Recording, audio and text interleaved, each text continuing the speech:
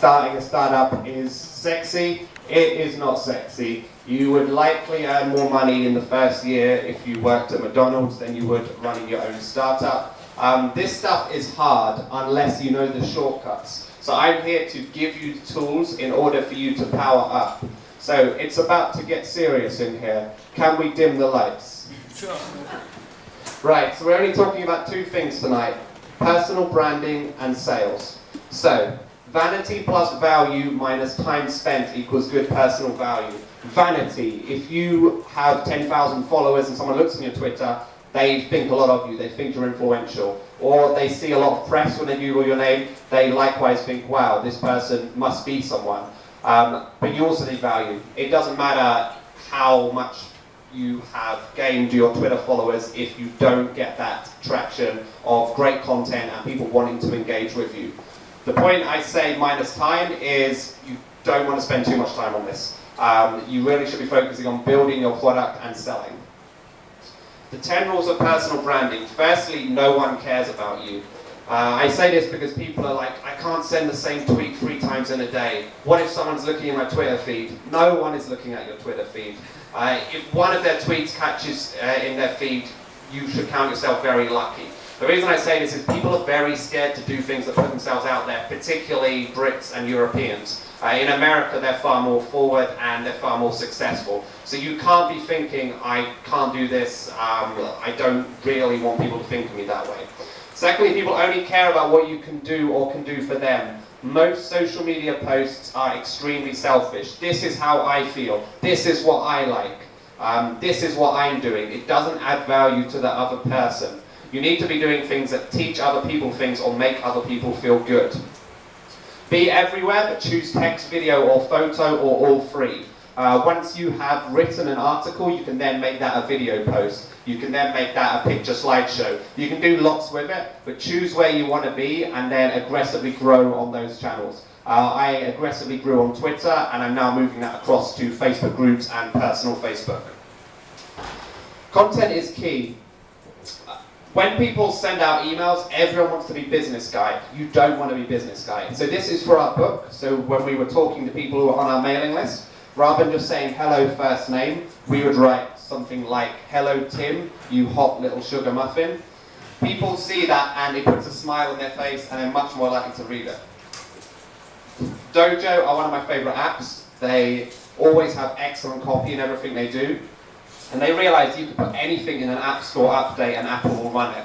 So they had, here's what's in the newest version of our app. More ads. We've crammed hundreds of ads in here as we know how much you love them. We've worked hard to ensure they pop up regularly, so if you miss one, you'll get another chance to see it. So when people see that, there's a good chance they will continue to read those app updates. This is another classic of theirs. Every single word in this email is written backwards. So it's really hard to get through it, but because of that, you're much more likely to remember it. So there's loads of touch points where you can put a smile on a customer's face, make them remember, make them much more likely to get through your funnel. So terms of service, text message reminders, webinar confirmation emails, abandoned cart emails, loading screens. There's loads of little places where you can put something like a cute dinosaur logo or a bit of humor. Something that will make people remember you versus all the other companies doing exactly the same thing. So this is the secret formula being sticky. So there's an external trigger, so you see an ad or someone tells you about a product or service or website. You take an action, you visit it, maybe you read some content, maybe you sign up. You get a reward, normally content. You invest more time into it, and then you grab yourself and bring yourself back to the site. Some of you went on Facebook and Pinterest today. Facebook and Pinterest didn't have to advertise to you to get you back. There was a hook in your head that said, I'm a bit bored, I'm going to go to those sites and I'm going to get the content. We don't go on those sites because the content's good. We go because it might be good. We go because we want to see if there's anything in that feed. So you need to be doing the same thing. Your content needs to be so good that people will not only look at you when you're in the feed, they will actively go out. In my Facebook group, Traffic and Copy, people come to it every day to see the new posts. That's what the level you need to get to. So, use influencers, but don't rely on them. This is something I really believe. Ask anyone in the networking event after, how are you going to get traffic to your blog, or how are you going to get downloads for your app? Virtually no one can answer this question. they will normally say, we'll get some press or we'll get influencers. Getting press and getting influencers is very, very hard. It's completely underrated how hard this is, because most companies are boring and not newsworthy. I mean, most things and events are not newsworthy, so when it comes to your software as a service, you have very little chance of any meaningful press. And press can often just be a little spike of traffic and then it's dead. So, should you build your own networks? Of course. Build your own email list, your own Twitter, your own Facebook. This is because even if you don't get any press, you still have that baseline of people who are going to see your stuff and give you enough money to keep going. Most people rely on influencers, and then if it doesn't come in, they're dead instantly.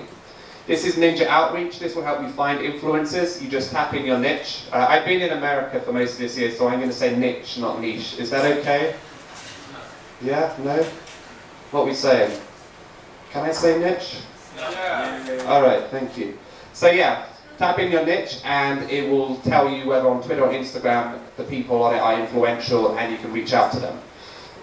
If you do written content, this is Analytica. Just copy and paste your content in and you can then very easily see, have there been influencers talking about this? Should I connect with them? Can I get them to talk about my product? So super good if you do written content. So this